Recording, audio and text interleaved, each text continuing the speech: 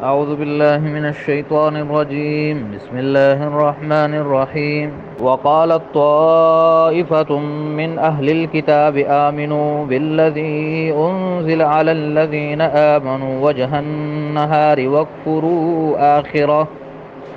واكفروا آخره لعلهم يرجعون ولا تؤمنوا إلا لمن تبع دينكم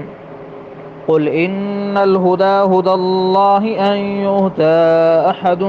مثل ما أوتيتم أو يحاجوكم عند ربكم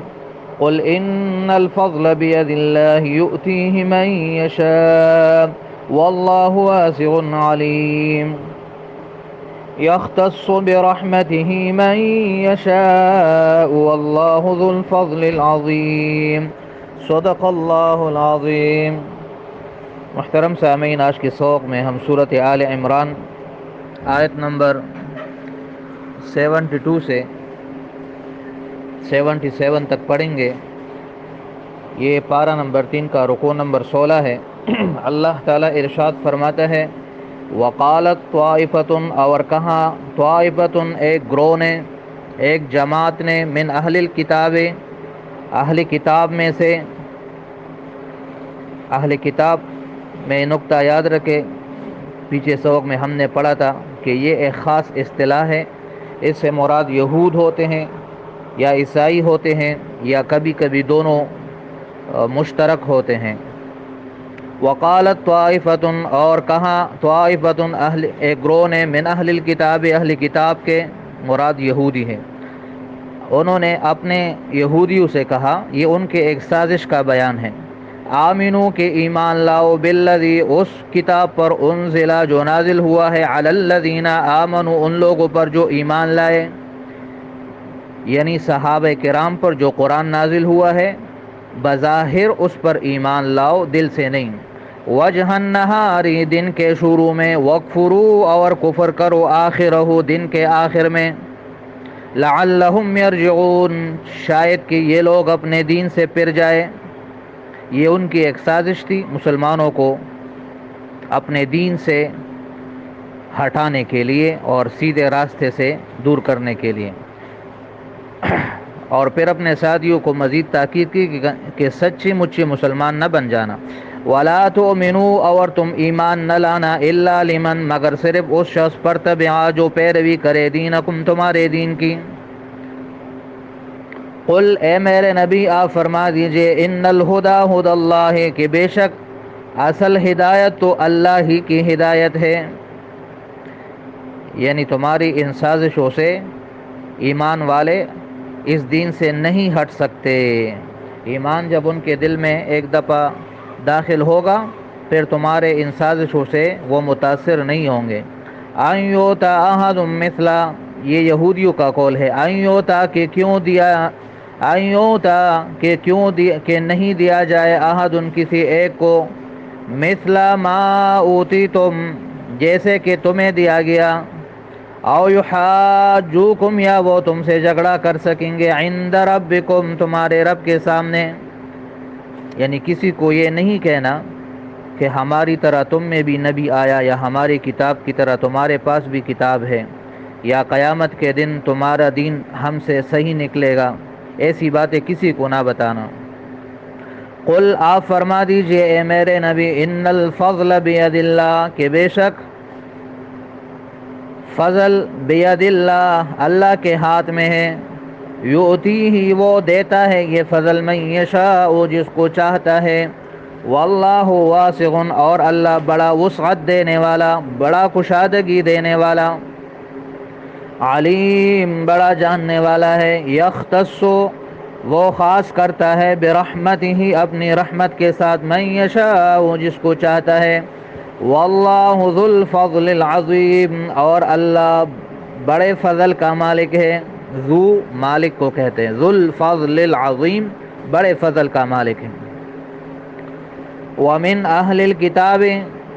اور اہل کتاب میں سے، من کچھ ایسے بھی ہیں، یعنی ان یہودیوں میں سے دو قسم کے لوگ ہیں، کچھ وہ جو امانت دار ہے اور کچھ وہ جو خیانت کار ہے. تو پہلے ان کا ذکر ہے جو امانت دار ہیں. ومن اہل الکتاب، اور اہل کتاب میں سے من کچھ ایسے ہیں، ان تامن ہو اگر تو امانت رکھے اس کے پاس، بقنطار مال کا ایک ڈھیر، ایک خزانہ، یعنی بہت زیادہ مال خزانے کی طرح، یؤدیہ الیک تو وہ بھی آپ کو ادا کرے گا، یعنی خیانت نہیں کرے گا۔ وَمِنْهُمْ مَنْ، اور ان میں سے بعض ایسے بھی ہے، ان تأمنہ بدینار کہ اگر تو اس کے پاس ایک دینار بھی رکھے گا، دینار اشرفی سونے کا سکہ، اگر تو اس کے پاس ایک دینار بھی رکھے گا، یعنی وہ بڑا خائن اور خیانت کار ہے، لا یؤدیہ الیک تو وہ ایک بھی تجھے نہیں دے گا، ایک اشرفی بھی وہ نہیں دے گا، اتنا زیادہ وہ خائن اور کنجوس اور بخیل ہے۔ الا ما دمتا مگر ما دمتا جب تک کہ تو، ما دمتا جب تک تو رہے، علیہ قائما اس پر، قائما کڑا، یعنی جب تک تو اس پر سختی نہ کرے اور بار بار تقاضا نہ کرے تب تک وہ تمہیں نہیں دے گا، ہاں بار بار تقاضا کرو اور وہ تنگ آ جائے تب دے تو وہ الگ بات ہے۔ ذالک یہ خیانت اور دوسروں کا مال ناحق کھانا اس لیے، بأنہم قالوا کہ وہ کہتے ہیں، یعنی ان کا عقیدہ ہی غلط ہے، لیس علینا نہیں ہے ہمارے اوپر، فی الامیین ان ان پڑھوں کے مال لینے میں، ان اہل عرب کے مال لینے میں، سبیل ان کوئی راستہ، کوئی گناہ، یعنی کہتے ہیں کہ ہماری کتاب میں اللہ نے ہمیں حکم دیا ہے کہ آپس میں ایک دوسرے کا مال تو نہ کھاؤ، لیکن یہود کے علاوہ جس کا مال جس طرح سے ہڑپ کر سکتے ہو لے لیا کرو۔ وَيَقُولُونَ عَلَى اللَّهِ الْكَذِبَ اور وہ اللہ پر جھوٹ کہتے ہیں، وَهُمْ يَعْلَمُونَ جانتے ہوئے، بلا کیوں نہیں، یہ اللہ نے جواب دیا کیوں نہیں، ناحق مال کھانا ہر کسی سے یہ گناہ ہے اور اس پر سزا ضرور ملے گی، بلا کیوں نہیں، ضرور اس میں گناہ ہے، ہاں من اوفا بغادہ جو پورا کرے گا اپنے عہد کو، یعنی جو دوسروں کا مال ناحق نہیں لے گا، واتقا اور اس سے بچے گا اور پرہیزگاری کرے گا، فإن اللہ تو بے شک اللہ یحب المتقین ایسے پرہیزگاروں سے محبت کرتا ہے۔ ان الذین یشترون بے شک جو لوگ خریدتے ہیں یعنی لیتے ہیں، بعہد اللہ و ایمانہم اپنے قسموں اور اللہ سے کیے ہوئے عہد کے بدلے، ثمنا قلیلا تھوڑی سی قیمت ہو، یعنی اللہ کی قسم اور جھوٹ بول کر اپنا سامان بیچتے ہیں بازاروں میں، یا اپنے دین کو بیچتے ہیں، اولئک لا خلاق لہم یہی وہ لوگ ہیں جن کے لیے کوئی حصہ نہیں ہے، خلاق کے معنی نصیب، حصہ، ان کے لیے کوئی حصہ نہیں ہے، فی الآخرت آخرت میں، یعنی ان کے لیے کوئی اجر نہیں ہے آخرت میں۔ ولا یکلمہم اللہ اور نہ ہی اللہ ان سے کلام کرے گا، کلام سے مراد کلام رحمت اور شفقت ہے، ان سے رحمت اور شفقت کی بات نہیں کرے گا۔ ولا ينظر الیہم اور نہ ان کی طرف دیکھے گا، دیکھنے سے مراد رحمت کی نگاہ ہے،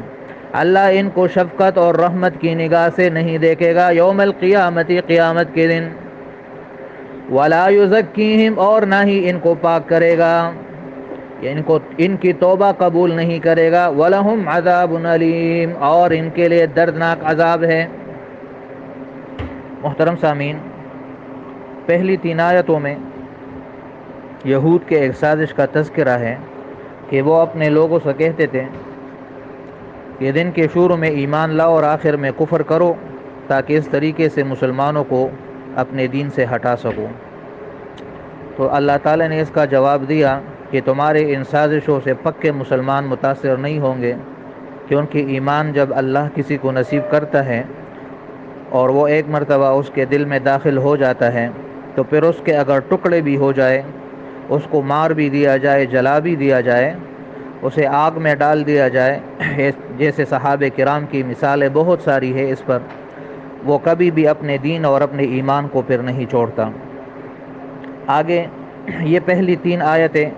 یعنی آیت نمبر 72، 73 اور 74 کا خلاصہ ہے، اور اس کی وجہ اللہ نے یہ بیان کی کہ یہ اس لیے کرتے ہیں کہ ان کو حسد ہے کہ یہ پیغمبری ان قریش مکہ اور اہل عرب کو کیوں ملی۔ تو اللہ تعالیٰ نے اس کا جواب دیا کہ یہ پیغمبری اور نبوت یہ اللہ کی مرضی ہے، اللہ جسے چاہتا ہے دیتا ہے۔ 2000 سال تمہارے اندر یہ منصب رہا، لیکن اب تم اس کے قابل نہیں رہے، تو اللہ نے یہ تم سے چھین کر، یعنی بنی اسرائیل سے چھین کر بنی اسماعیل کو دے دیا، یعنی یہود و نصارہ سے چھین کر عرب والوں کو دے دیا۔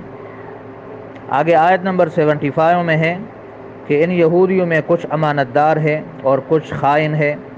اور جو خائن ہے اس کی وجہ یہ ہے کہ ان کا یہ غلط عقیدہ ہے کہ اللہ نے ہمیں بتا دیا ہے تورات میں کہ عربوں کے ساتھ نہ تو جھوٹ بولو نہ ان کا مال نہ حق، کہ یہودیوں کو نہ جھوٹ بولو نہ ان کا مال نہ حق کھاؤ، یعنی اپنے لوگوں کے ساتھ، اور یہود کے علاوہ جتنے بھی ہیں، مسلمان ہیں، عیسائی ہے، امی ہے، اہل عرب ہے، مکہ والے ہیں، ان کا مال ہڑپ کرنا اور جس طریقے سے بھی ان کو مارنا اور ان کو تکلیف دینا یہ تمہارے لیے جائز ہے اور اس پر کوئی گناہ نہیں ہے۔ اللہ تعالیٰ اس کا جواب دیتا ہے کہ یہ اللہ پر جھوٹ باندھتے ہیں تورات میں، اس طرح اللہ کی طرف سے ان کو کوئی اجازت نہیں ملی تھی، یہ اللہ پر جھوٹ باندھتے ہیں جان بوجھ کر۔ آگے ان لوگوں کی سزا ہے جو جھوٹی قسمیں کھاتے ہیں اور اللہ سے کیے ہوئے عہد کو دنیا کے توڑے سے مفاد کے لیے، دنیا کے توڑے سے مال کے لیے اللہ سے کیے ہوئے عہد کو توڑ دیتے ہیں، تو اللہ تعالیٰ ان کے لیے 4 سزائیں ذکر کرتا ہے۔ پہلی سزا کہ ان کے لیے آخرت میں کوئی حصہ نہیں ہے، دوسری سزا یہ ہے کہ اللہ ان سے شفقت اور محبت کی بات نہیں کرے گا، تیسری سزا یہ ہے کہ اللہ ان کو رحمت کی نگاہ سے نہیں دیکھے گا، چوتھی سزا یہ ہے کہ اللہ ان کو پاک نہیں کرے گا، اور پانچویں سزا یہ ہے کہ ان کے لیے دردناک عذاب ہے۔ 5 سزائیں ہیں ان لوگوں کے لیے جو جھوٹ بولتے ہیں اور اللہ سے عہد کرتے ہیں اور توڑتے ہیں اور جھوٹی قسمیں کھاتے ہیں اور اپنا سامان بیچتے ہیں۔ یہ حضرت عبداللہ رضی اللہ تعالیٰ عنہ فرماتے ہیں کہ بازار میں ایک آدمی بیٹھتا تھا اور جھوٹی قسمیں کھا کر کہتا تھا کہ یہ سامان میں نے اتنے پر لیا ہے، حالانکہ وہ اتنے پر نہ لیا ہوتا تھا، یا دوسرے گاہکوں سے کہتا تھا کہ تم سے پہلے فلاں اتنا دے رہا تھا لیکن میں نے نہیں دیا، اور اس پر قسمیں کھاتا تھا تاکہ لوگوں کو گمراہ کر سکے اور اس طرح ان سے زیادہ نفع لے سکے۔ تو اس پر یہ آیت اتری کہ اس میں اس طرح مسلمانوں کو دھوکہ دینا اور جھوٹی موٹی قسمیں کھا کر اپنا مال بیچنا یہ بہت بڑا گناہ ہے، اور اس پر یہ 5 سزائیں ذکر کی گئی ہے۔ لہذا کاروبار کے اندر اس طرح کی بددیانتی اور خیانت کرنا اور مسلمانوں سے جھوٹ کہنا اور جھوٹی قسم کھا کر اپنا سامان بیچنا یہ بہت بڑا گناہ ہے۔ اللہ تعالی ہم سب کو اس طرح کے گناہ اور اس طرح کی کاروباری بددیانتی سے محفوظ رکھے۔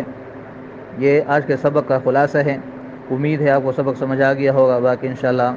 کل پڑھیں گے۔ صدق اللہ العظیم و صدق رسولہ النبی الکریم۔ السلام علیکم ورحمۃ اللہ وبرکاتہ۔